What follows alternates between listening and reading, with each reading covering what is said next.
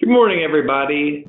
My name is Trip Rayburn, and I work at Medical Consulting Group in our Compliancy department. I am also joined by Mark Haskelson, our business partner and the CEO of the Compliancy Group. Our two companies work together to deliver HIPAA compliancy solutions for practices. The Compliancy Group provides the format, and our company takes care of a lot of the workload that practices would have to deal with for compliancy. And I would like to thank you guys all for joining us today. I'd also like to thank CompuLink for hosting this webinar. And so we're going to begin, and if you have any questions, you can just go ahead and submit those in the chat box. And at the end of the webinar, we're going to have a brief survey for you. So if you could take a little bit of time to fill out those questions, that would be really appreciated. And I'm going to hand the presentation over to Mark Haskelson from the Compliancy Group, and he's going to get us started. Fantastic. Thank you so much. Okay. This will ultimately be recorded, so for those of you who don't have to go crazy and write notes, please do ask the questions. You're welcome to ask them throughout, and at the end, if there is something we don't get to, we will absolutely make sure we get to it for you. So let's get into this. This is going to be about educating you, giving you some education around the practical challenges of what is compliance, HIPAA compliance, and often I think it's important to mention that those things do intersect very heavily with what is cybersecurity in today's world.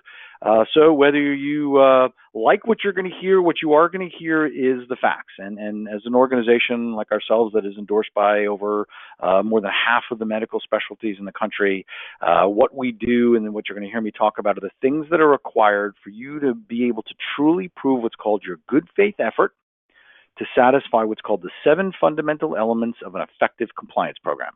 That's hopefully the last time I do all technical stuff on you, but do know what we are going to be talking about. These are the things, they're not optional. If you may have heard some other educational sections often done by associations. Often they talk about parts of compliance, but when you do, one, you do by law, you need to do all of it. 2, when you do all of it, you're actually providing much better things for your organization, because one of the things that not only are you protecting your patient's information, you are doing the things that are going to allow you to be most secure from things like ransomware and cybercrime. But there's also a lot of data, and although we're not going to get into it deep today, there's other webinars we'll be glad to do for you folks around how being HIPAA compliant increases what is your employee satisfaction, which ultimately increases your patient loyalty. So do know this isn't just about satisfying the law. This is about actually really providing things that make your practice better run. So philosophically, you have to understand that this is not an optional thing. View it as stick and carrot. Okay, and the reason why I say stick and carrot, the law requires you to do a bunch of things, but doing them ultimately play back into what is your brand, how your patients think about you. I'll talk a little bit about some of the statistics that have changed in regards to the way the average consumer or your patient is thinking about HIPAA, and then ultimately give you the practical things you need to be HIPAA compliant. Okay, so if you were not aware of it, and I presume you are aware of it, or unless you live underneath a rock somewhere, your patients are now going online and they are reviewing what the decisions they make on who they go to for their medical practitioner is often decided and driven by what they see online. Okay, the strength of your website and especially the reviews that they see about you. Okay. Now, for those of you who think people don't care about HIPAA, do understand that 68% of people surveyed are not confident about what is their medical practitioner's ability to protect their information. But far more importantly of this particular slide is, of the people that have been perpetrated of identity theft or actual fraud, over half of the people believe it was caused by their medical practitioner. And that is why the way they view online actually does relate. The way if you have a review on a health grades that they felt that the office was disorganized and that information was left vulnerable, you can lose patients. And often what I see is, I call it my cocktail party or barbecue event. When you tell people that you are involved in HIPAA compliance, we get all the stories, and the stories go things like, my doctor did this. I heard the nurse talking. When I was sitting in my exam room, I saw other people's information. What happens is they often don't tell you about that. They just don't come back. All right. So let's play a quick game for everybody who's on the call. If you're in the room, I'd have you raise your hands. But I'm going to do a quick, are you HIPAA compliant discussion. So first thing I hear from most people is, I did a security risk assessment. I've outsourced I did it myself, or I hired an IT firm. They addressed all my security risk assessments. I did that, for example, for Meaningful Use, macro MIPS. So I'm doing great things. I also did policies and procedures. Maybe I got them from my trade association. Maybe I purchased them from an organization. Maybe I had a lawyer write them. Okay. And the next thing you hear people talk about is, I did training. Either you did staff training internally, maybe you used an external organization, maybe you bought manuals, whatever it may be. So normally what I say to everybody is, okay, great. Based on this, would you say this organization is HIPAA compliant or not? And most people will say yes, but unfortunately no. Those are important parts of HIPAA compliance, but those are not what make you HIPAA compliant. And throughout this webinar, I'm going to give you some real-world examples. So in the case of this was a behavioral health group out of Anchorage, Alaska. So we're not talking mainstream U.S., okay? No, it's not Main Street. They were a nonprofit, so the fine was relatively low. Okay, the fine was $150,000, what's called a corrective action plan, which means the government is going to come back and asking. Now, what did they do wrong? They had a malware breach. And as I go through this, the examples I'm going to give you, you are very rarely fined for the technical or mishap that occurred. You are fined for not being able to prove that you made a good faith effort to prevent it. So in the case of this malware, which was a ransomware attack, why the government said they had an ineffective compliance program was a series of three things. One, they did a security risk assessment, which is fantastic, but they failed to do the other 5 mandatory audits that are required every year, and I'll show you what those are as we go through the webinar. 2, they had policies and procedures, and you notice I mentioned a couple of different ways for people to get policies and procedures. In this case, they were store-bought. Not that there's anything wrong with store-bought, but the problem was they had never taken the time to review those policies and procedures and make sure they accurately reflected the business. Because if they had, they would have put certain protections in place or changed some of the policies and procedures to address the problems they have that are unique to them. So the third thing was training. Now, I said the things that were unique to them. Their training was done by an external group. It was perfectly qualified HIPAA training. The problem was it was done once a year. Now, because it was done once a year, if they had done the correct audits, in this case an administrative and privacy audit, they would have made the connection that their turnover is very high, 30% a year or better. So by doing training once a year and not having policies and procedures to address this, unfortunately, bad things happened because their staff was not properly trained. Over a third of them had had no training whatsoever for a year or more. Okay, and you're going to see this as a common thing. So some basic definitions: covered entities, those are people who are involved in payment, treatment, or operations. So that's the majority of what I'm presuming the folks here on this call. You are a covered entity, you're a doctor's office, you could be an insurance company. The operations side is like think of a hospital, right? There's parts of it that could be operational that are not directly involved in payment or treatment. Business associates. When we talk a little bit more of the changes in what's called the omnibus rule, why this is going to be so important is a business associate is anybody that you hire, okay, company or person, that is providing a service to you that you would have done yourself that comes in contact with PHI, protected health information. Another one that comes up a lot is subcontractors. So if you are working with an organization and they are using third-party subcontractors, they are responsible in making sure those folks are HIPAA compliant. And we're going to talk about more about what's entailed with that as we go through this. So on PHI, there are officially 18 elements. If we have anybody out of California, the new privacy laws are also even stricter than this. But ultimately, it's any identifying information. So often people will say, hey, what's the big deal? I use the first name and the last initial. That is identifying. I just use their address. I just use their social security number, medical number, license number, a picture of them. All of these things are identifiable. Okay, and if it's an identifiable element, it is considered PHI and has some rules. Okay, and the rules are the most important thing to understand about the rules, and this goes back to your use and disclosure documents you should have at your office, is if I as a patient say you can put this up on the wall and share it with everybody, fair game. But if I didn't give you permission, so for example, you didn't ask me in my use and disclosure, do I have permission to leave a message on my answering machine? Or that if a parent, child, or grandparent, elder care, if you did not have specific permission to share that data, you're violating HIPAA law. Okay, so now what we often see is security versus, sorry, I don't know why I jumped ahead there. Security versus HIPAA compliance, okay? So security is fantastic. You did your security audit.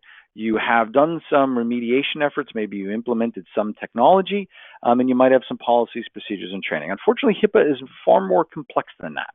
And I'm going to talk about what are the 7 elements in a moment. So what does it look like? Being HIPAA compliant is there are 6 mandatory audits required every year. You must have documented the gaps that you have and the plan on how you're going to remediate those gaps, how you're going to fix them. Often those are fixed with either technology and or, most of the time, policies, procedures, and training. This is where we get into that store-bought. If they don't accurately reflect your business or your training is not relative to what you're doing, you're getting out of whack.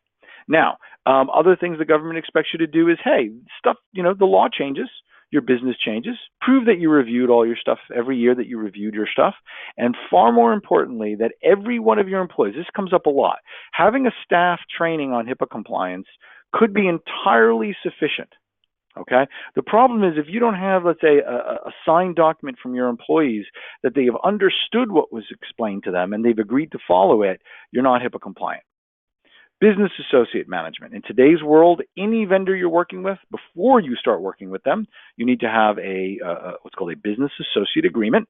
That's a legal agreement that says that they understand, or you both understand, you fall under HIPAA law, and that you are each responsible for your respective elements. Right. So if I do something wrong, I'm responsible for it. You do something wrong, you're responsible for it. Okay. That is the basics of a BA agreement. The other thing you're responsible to do is what's called a technical due diligence. Right? You need to make sure before you start sharing your information that they actually have what they need in place to protect you. Last but not least is incident management. Any incident that occurs needs to be investigated, and depending what was the result of that investigation, the proper reporting needs to be filed. Okay, so now let's talk about what that looks like. One of the big misunderstandings we see in what is with folks about HIPAA is they think it's one big law. It's not. It's actually broken down into 3 separate rules, and then within those rules there are requirements. So the privacy rule is pretty straightforward. That's the way you speak to your patients. You understand that you should not discuss in an open waiting room the details of their whatever procedure you had done.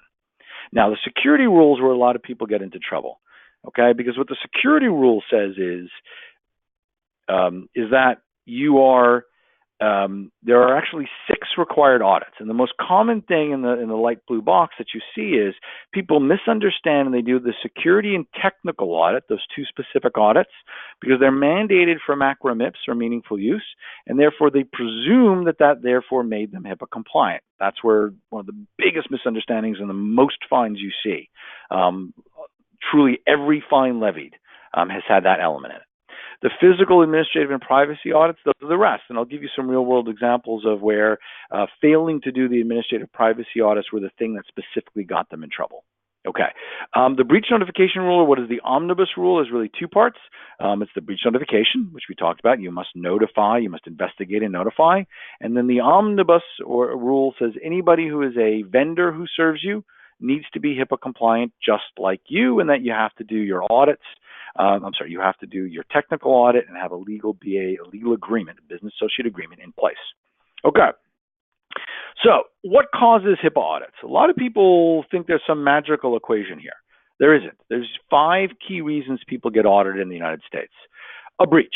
if you have a meaningful breach, and if you have one, you must report it. And by the way, a meaningful breach is if there were more than 500 records potentially affected, you must report.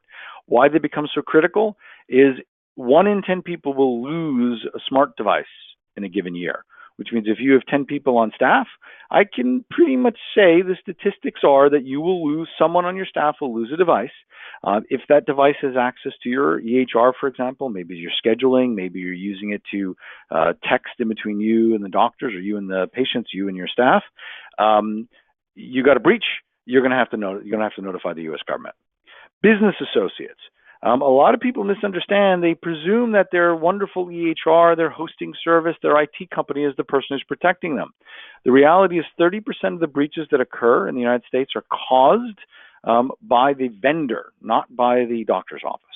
So if they get you into an audit, and yes, by the way, the government has the right to audit both you and your vendors if you fail. Phase 2 random. This is a new thing that changed at the end of 2013 in the way the laws are. The government just has the right to randomly audit. Pull your name out of a hat, come by, and ask you to provide some documentation. Meaningful use failure. So you attested for macro-MIPS. Macro-MIPS, the CMS auditor, notice, versus OCR auditor. CMS is macro-MIPS. OCR is Office of Civil Rights, or HHS, HIPAA people. If they see that if your CMS auditor realizes that you are negligent, that you are truly not HIPAA compliant, they have every right to report you to what is OCR for an audit. The last one is the one that I find particularly interesting, and that is what's called the whistleblower rule. More people are familiar with this under fraud, waste, and abuse. But what happens is I don't have to be your client, I don't have to be your patient, I don't have to be an employee, ex-employee, whatever. If I walk by your office, and I believe I see, and this did happen, although we did not report them, we went over and knocked on their door. From our office building, we saw a dentist who had stacked all of their patient records on the side of their building while they were doing a move.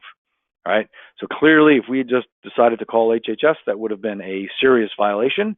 We could have done it anonymously. What's even to why you should be careful and do the right thing is, in the case of whistleblower, if there is money recovered, there was proof that there was fraud, waste, or abuse, they are entitled to a percentage of the money recovered. So you really you want to be careful. Okay, so let's talk about business associate agreements. I mentioned these, and we're going to give you some real-world examples. Failure to having a BA agreement, and this is very prevalent in almost, I'd say 80% of the fines in the last 3 years have had the lack of a business associate agreement. In this case, Raleigh Orthopedic, they were trying to recycle their x-rays. In that process, they had sent over a couple, 17,000 records to a firm to do that. They had not gotten a business associate agreement. So ultimately, because that vendor did not follow proper procedures, because they were not aware of the requirements of HIPAA law, some issues occurred. When the government investigated, a $750,000 fine and what's called a corrective action plan, a CAP, which means the government is going to come back and watch you on a regular basis, usually every 6 months, for what could be years. Okay. Now, other simple kind of misunderstandings. In this case, you have small practice. Okay. They had outsourced some information to be stored by an organization. Filefax actually was the one that had the breach, which ultimately caused the pediatric firm to get audited, and for the fact that they did not have the correct business associate agreements in place that could have been avoided, i.e. Filefax didn't know how to properly destroy documentation or HIPAA compliant documentation.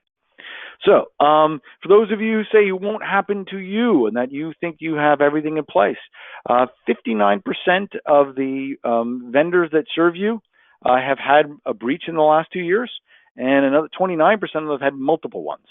Okay, so you need to be diligent. Now, as I'm going through this isn't to scare you, okay? Many of the vendors in the market are wonderful people. Their accidents happen to them too. But the point we're going to be making throughout this, through this presentation is, if you made a good faith effort, if you satisfied what are the basics of HIPAA law, okay, you won't have a problem. Bad things happen. The government understands that. It's how you prove that you made a good faith effort to prevent it from happening. So you see the basic breaches are usually spread out. Most common is a simple loss of a device. as I mentioned, 30% of the time is your business associates. The world of hacking and ransomware is growing. As a matter of fact, this statistic actually has changed this year. It has doubled, what is the caused by hacking or IT incident. In that ransomware, healthcare has become the most SMB, small, mid-sized medical groups in healthcare. 88% of ransomware attacks are aimed, and many of them are as many as 8 attacks a day on what is healthcare. Okay, now, if you think of all of these breaches we've been talking about, they are public record. Okay, which means what is called the HHS Wall of Shame. You can actually Google it. You'll see the URL at the bottom. This is all meaningful breaches are public record. When occurred, who was involved, what was the issue, the type of breach, and the location of breach is all there. Okay, because MCG and ourselves overlap on a lot of eye care, we thought it'd be interesting to point out that there were 13 eye care breaches under investigation in just the last 24 months. Okay, so let's keep going. So we've been talking about breaches, okay, and you have to investigate. So a lot of people will say, you know, who's going to find out? You know, we lost some documents, or, you know, someone's phone was stolen. No one's going to find out about it, and so therefore we're not going to report it. I can tell you 2 things with great confidence. I'm involved, or my firm is involved with many audits, 2 or 3 on any given month. Auditors are usually pretty kind if you are proactive. Okay, if you go out of your way, you know, so if you had a breach and you notify the government, say, listen, something bad happened, laptop was stolen, you know, whatever it was, we're trying to figure it out. We're trying to make sure we protect against it, but bad things do happen. They're usually very accommodating. Now, if you choose to cover it up, and in this case, this was an ambulatory surgical center, they didn't lose massive HIPAA information. They lost their surgical schedule. Okay, so I was scheduled for a rotator cuff surgery on Tuesday at 3 o'clock. They chose not to report it. Later, the documents were then discovered. When they were discovered, government was not happy. So in this case, it was a $475,000 fine just because they failed to report. So I highly recommend do the right thing. It's the best thing for you and your clients, the market, etc. Things happen. Don't try to cover it up. Okay, so now let's get on to some practical things that you can do to help yourself. Okay, now a lot of people think that when a HIPAA auditor comes in to audit you, that they want to see all sorts of technical stuff. That's not really the case. Okay, when an auditor, this what's called the 7 fundamental elements of an effective compliance program. This is a federal guidance that was put out by HHS, Health and Human Services, that's HIPAA, and the Office of Inspector General. Okay, that is where auditors come from. And what they realized was the problem with HIPAA was that it applied to everything from a small standalone practice with 3 to 5 employees to the largest hospitals and some of the largest technology providers in the country. So what they did is they came up with what they call, the fundamental elements. Now, but the important thing here is what is effective, okay? And the issue when you get audited, you don't get in trouble for a lost laptop. I can show you lots of case studies of people who lost a laptop who had no fines, okay? The issue is you have to prove your good faith effort to have what is an effective compliance program, and here's how you do it. So first of all, it has to be in writing, okay? Saying I had a meeting about it doesn't work. 2, somebody at your organization needs to be considered a compliance officer. They don't have to have formal training, but what it means is they have to be outside the running of the business and be in a position to think of them as the person who's protecting the information. Okay. As far as training, education, lines of communication, monitoring, and auditing, you have to have what is effective for your organization. So a great example would be the Alaskan group I told you about. They got fined because although they had proper training, it wasn't done frequently enough. Okay. Now you might say in your organization, training done once a year might be perfect because you've had the same 10, 12 people working for you with you for many years. So there isn't a turnover issue. Okay. Same with monitoring and auditing. A lot of people presume this means very, very fancy technology.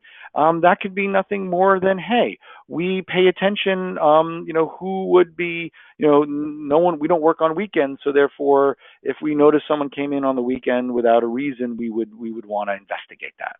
Okay, enforcing standards. So there has to be, they're in writing your policies and procedures, and those standards or your code of conduct manual, there has to be disciplinary guidelines. In other words, so it can't be, well, one person does it this way, another person does it that way. No, these are the rules. Failure to fire them could be suspension, could be fines, could be loss of your job. Okay, and they have to be. It doesn't matter if they're the janitor or the CEO. The last has to do with what's called the breach notification rule you heard me talk about, and that is when things go wrong, you can't sit on it. You can't try to pretend it wasn't there. When you find out something occurred, you investigate and report immediately within 60 business days to the U.S. government. That's what they're asking for, okay? And this is, a lot of it has to do with, on a larger, more philosophical level, the sooner you find out about these issues, the more proactive the world can be. And you see some of these virus things where they find out about it literally overnight. But the sooner they can stop them, the better off we all are. Okay, so some real world examples. Physical therapy office, patient came in, wrote them a glowing recommendation. Fantastic. The problem was they thought, you know what, we're redoing our website. We're going to take this letter that is on the wall and we're going to put it up on our website. The problem was, and this goes back to use and disclosure document. Patient said you could hang that letter in their office. Didn't say you could put it up on their website. Okay, $25,000 fine. Press releases. There's been a lot of this recently, both video and or in this case a press release. This particular one was a Texas hospital. They had caught and prevented a fraud, waste, and abuse situation. The problem was they were very proud of preventing it or catching it, and they put out a press release. But in the press release, they mentioned one of the people's names and the procedure they had come in to get done. So that person pointed out that was a HIPAA violation, and yes, even though it was a fraud situation on the patient's part, it was considered a massive HIPAA violation at $2.4 million fine. By the way, the largest fine levied was $16 million for about a month or two ago. This was the Anthem Blue Cross breach, and that was failing to do adequate risk assessments. Late breach notifications, that's a 475. We talked about it. Unencrypted devices. I'm going to tell two stories. Right? One story, this is Oregon Health and Sciences. A laptop was lost. Okay? The issue is not whether it was encrypted or not encrypted or whether it was lost. The issue was the government felt that they had been negligent. And how they had been negligent is when asked to provide their proof of good faith effort, that's 7 fundamental elements, one of those things is prove us that, remember that chart I showed you? You're supposed to be doing 6 audits every year. They were very proud that they had done 6 risk assessments, 1 every year going back 6 years, which is the law. The problem is they didn't do the other audits. And because of that, they didn't realize that people regularly took equipment off site. And that in this particular case, the laptop was stolen out of a child's hands while the parents were on vacation. Okay, they were actually at a resort, and I think it was Hawaii, and the kid was watching Netflix by the pool. Okay, so that was considered negligence, not gross misconduct, but negligence. Now, the reason I say 2 stories, I can talk about an organization that in Southern California, Imperial Valley, they had 32 locations, lost a laptop. It was unencrypted. Because they were able to prove that they had done everything required under the law, they had their audits, they had remediation plans, they had trained their people properly, etc. Their defense was, there are 32 locations and we could only update X number of locations per month, and we hadn't gotten to that location yet. The government said, hey, that's perfectly fine. You made a good faith effort. Malware, listen, it's always going to come back to, did you do everything you could to prevent this from happening? That's why audits, policies, procedures, individual employee attestations, you got to be doing all those things, or unfortunately you are not HIPAA compliant. So now let's talk about, I'm going to slow down for a second and talk about how this all comes together. We're coming up on the half-hour mark, so we're going to do our best to keep this to the 30 minutes. So first of all, 6 audits required every year. They roll up to administrative privacy and security. I can, if you want, I can send you, if you'd like to know the exact 6, things like high-tech subtitle Part D privacy audit, you're welcome to, we'll gladly send them to you.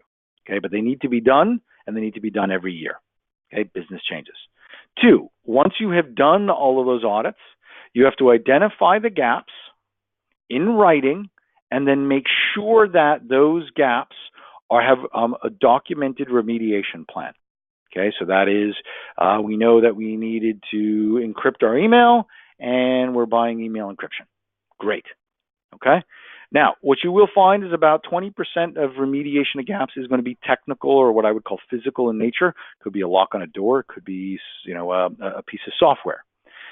The majority of it, 80%, is going to be policies, procedures, and training. So you need your administrative, privacy, and security policies and procedures. You need HIPAA training, fraud, waste, and abuse training. If you're dealing with, for example, credit cards, PCI training. Right? Once you've done all of those, then you need to make sure that, one, you keep track. Hey, I've reviewed it every year and I make sure it still reflects the way we run the business. Two, your employee attestations. And I'm going to give you a real world example of a client of ours who a nurse had accessed her boyfriend's mother's medical records. A very clear, massive HIPAA violation, big lawsuit in play.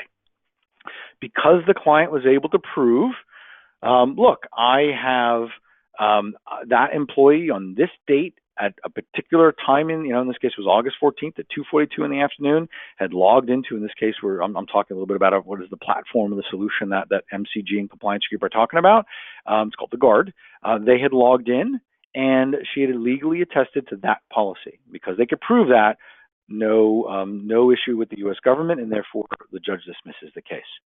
Okay, business associate management. You have to keep track of those contracts. Okay, you need a contract in place. Could be business associate, BA agreement, it could be a confidentiality agreement. Sometimes they're not a vendor to you, but you want them to sign off that they will protect the data they're seeing. Two, you need what's called a technical due diligence. So in the case of what we would recommend, and this is, as I said, this is the way this platform works, is it sends a questionnaire to the end user, to that vendor. That vendor completes that questionnaire, and that's your proof of what's called good faith effort due diligence. The last thing is incident management. When an incident occurs, your employees need to be able to report that anonymously, by the way, okay, because they may not want you to know that they're turning in their boss. Once you are notified of that, you must start the investigation, and then depending on the outcome of the investigation, that's what you report to the U.S. government. Either meaningful breach within the first 60 days, non-meaningful you report at the end of the year. So we do hope that you found this educational. Please do, if you have questions. I've seen a couple of people post questions, but please start posting the rest of them. We'll answer them. In the world of shameless plug, this is the solution that MCG and Compliance Group have for you. Okay, it is a SaaS-based application. It's a web-based tool for you and your staff to log in and do all of the things you heard me talk about. And MCG and Compliance Group are here to help you hold your hands through that process. So at this point, let me pass it back to Trip, and we'll talk a little bit more about kind of some next steps here. Please do start posting your questions, and I'll answer them as we go. Thanks, Mark. So as you guys can see from those last two slides, there are a lot of moving pieces to HIPAA compliance, and those fines can be a nightmare if you guys do get dinged with a violation. So today, what I'm going to do is I'm going to email everyone who attended a free HIPAA checklist. And what that checklist will do is it will help you kind of get an idea of where you are in terms of HIPAA compliance and identify any gap in your HIPAA compliance. So that way, those yourselves and those, or if you'd like, we are happy to help assist you guys. We have many tools and resources, and we have expertise in compliance. So with that, I will let Mark address any questions. Thank you. Sorry, I was muting to see when here. Background noise. Okay. I'd like to get a list of the audits, and how do we get that? Okay, so in that checklist we're going to be sending you, it does list the specific audits. There are 6 of them. If you drop, actually, at the end of this webinar, if you check off that you want some information, we'll make sure that we send that to you.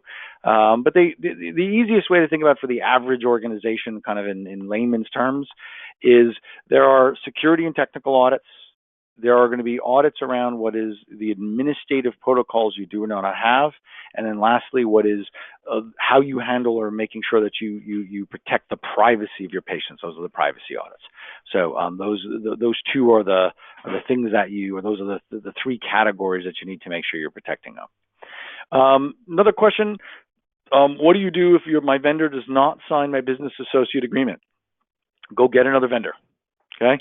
In today's world, you would be considered negligent if you didn't have a BA agreement in place. It's your responsibility before you share your businesses, before you share the health information or protected health information of your patients. So it is your negligence, not theirs. If they are adamant that they don't believe they have to, there are many organizations that are HIPAA compliant that would love to have your business. I would put it out there for them. If you're in doubt, feel free to contact MCG or ourselves. We have lists of folks that we work with that we know take HIPAA very seriously and that are there to protect you. Okay, somebody else would like the 6 audits, not a problem. We'll make sure we get those sent to you. Another question that it hasn't been posted, but it's probably one of the, it's the second most common question I get and that is use and disclosure documents. Okay. In today's world, if your patients, whether it's a patient who is asking for their parents' records, a parent who's asking for their child's records, you're unsure, they request something to be sent to them, and you're not sure, is it okay for me to send their information? It all has to do with use and disclosure. If your patients give you permission to do so, I recommend you get it in writing, because otherwise it's he said, she said, then it's okay to do it. Now, something like secure messaging, sending what's called encrypted email or encrypted texts, you're still responsible in sending it in an encrypted fashion. And there are so many ways to do that in today's world that are inexpensive. You should definitely be considering it. There are applications that are $10 a month, for your organization to be compliant. There are applications that you can definitely use. So please don't do that. Okay. Is a physical file storage location considered a business associate? Files are double locked, not viewed by vendor, but they are broken into, both locks overcome, there could be a breach. Okay, so if you are hiring a firm to pick up your material and store it for you, okay, they're doing something that you would have done yourself, and therefore they are a business associate. Even though they are not directly involved with your information, they unfortunately have lots of opportunity. Pick it up, leave it on a loading dock, forget to lock it up correctly, etc. Okay. Now, if you're truly to say, I just rent a garage somewhere and I have the key and nobody else has anything to do with it, then it's true you would not consider them a business associate agreement in that case, a business associate in that case. Not a bad idea to do what's called a confidentiality agreement. But for example, if you're talking about an organization that is a professional medical storage facility, they got to be a BA. Okay, if you're putting this in a stock room in the back of a building, you might be able to get away with it. My general advice is err on the side of caution and get the BA agreement, because all the BA agreement says is, hey, listen, we understand we're dealing with sensitive information and they need to be protected properly. Okay. How often do we need to have the BA agreement renewed? You don't technically have to get it renewed. What you need to do is once a year make sure that your business relationship has not changed. So the best example I can give of that was we had one organization where they were using an organization to do shredding for them. Okay, so all they did was paper shredding. But over time, they started doing more work for them. They started doing storage. They started doing digital destruction, taking their laptops away and making sure they were destroyed correctly. So the nature of the relationship changed. So it was important that they had made sure, for example, in this case, the technical due diligence, there were certain things that now they needed to be able to say they had. For example, a digital destruction policy. Okay, so that's it's not how often, it's once a year you want to review it and make sure that the relationship hasn't changed. Can you send a copy of a patient's prescriptions to another optical without release of information form signed? Also, can you email a patient their prescription with non-encrypted computer? Okay, so there's two questions there. Two covered entities are allowed to talk to each other. So if you are two doctors' offices, or for example, you're talking to your insurance company, not your billing company, your insurance company, you guys are allowed to talk freely because you are involved with payment and treatment. Okay? So therefore, that flow of information is already protected under HIPAA law. Now, your second thing, which is, can you email that patient their prescription? You really should do it in an encrypted fashion. Okay. Now, you could say that or you could ask the patient to specifically give you permission to send it in a non-encrypted way, and in that case, you are technically asking the patient if it's okay, and therefore they said yes. But I wouldn't recommend it because you're just not doing the right thing protecting your patient. Now, a couple of years ago, when people would say, hey, but it's going to cost me thousands of dollars to have encrypted email like that, and it's really hard for me to deploy, I understood. But in today's world, there are applications you can buy for, like I said, there are ones that are as little as $10 a month. You can absolutely have cost-effective, secure messaging. For example, even something like WhatsApp. Okay, WhatsApp is usually a travel application, but it is a secure point-to-point platform. You could say, listen, please download WhatsApp, send me an inquiry, let's connect on WhatsApp, and then I can send it to you in a secure fashion. Okay, so there are ways of doing it that potentially can have no cost or little cost. Okay.